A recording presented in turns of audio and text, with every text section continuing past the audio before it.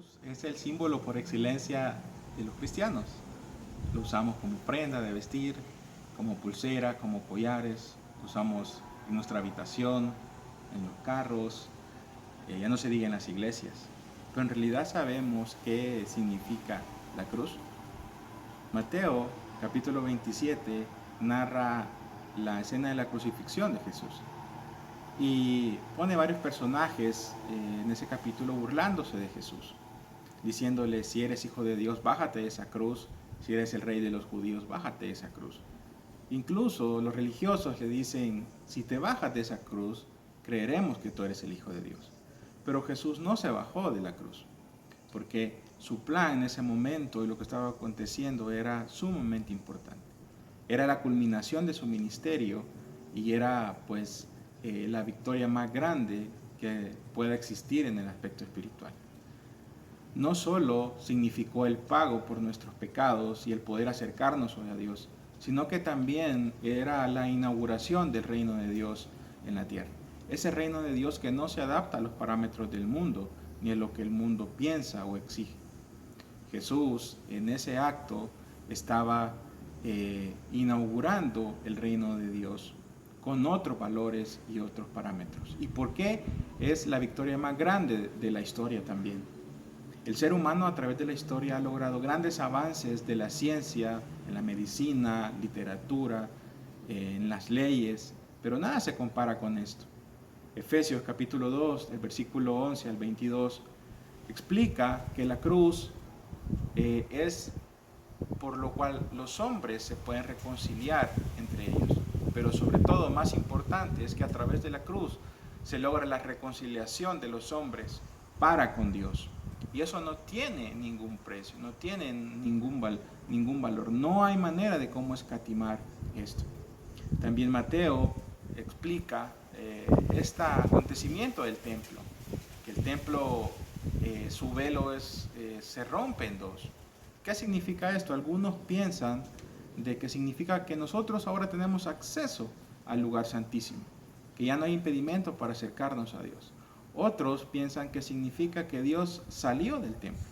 Pero independientemente de la interpretación que le demos, significa que ahora la humanidad puede tener una relación personal con Dios a través de Jesucristo. Y eso no se podía lograr con absolutamente nada.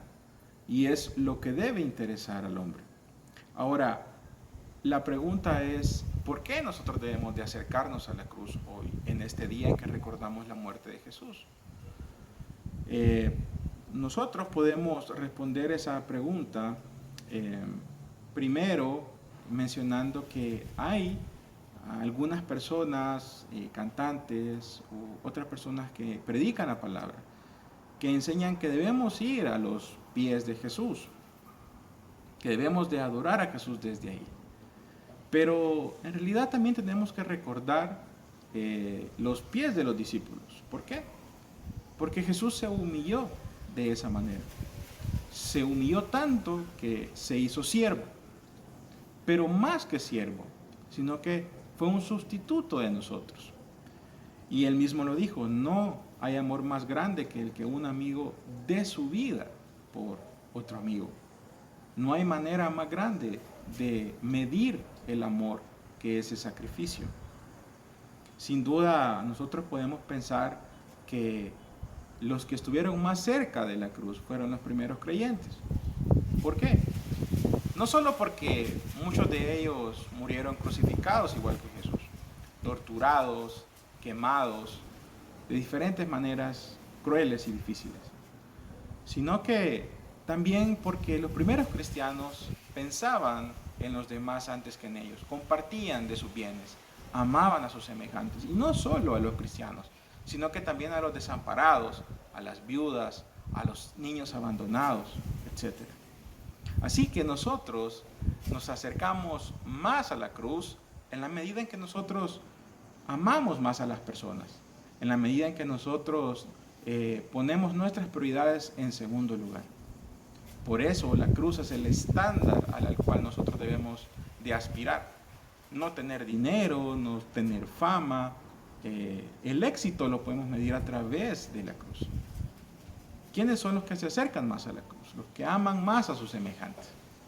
Y mientras más nosotros nos preocupamos en nosotros mismos, nos alejamos más de la cruz. Por eso, en este día celebramos la cruz, que es el mayor símbolo de amor que pueda existir. Así, igualmente, acercarnos a la cruz significa parecernos cada vez más a Jesús.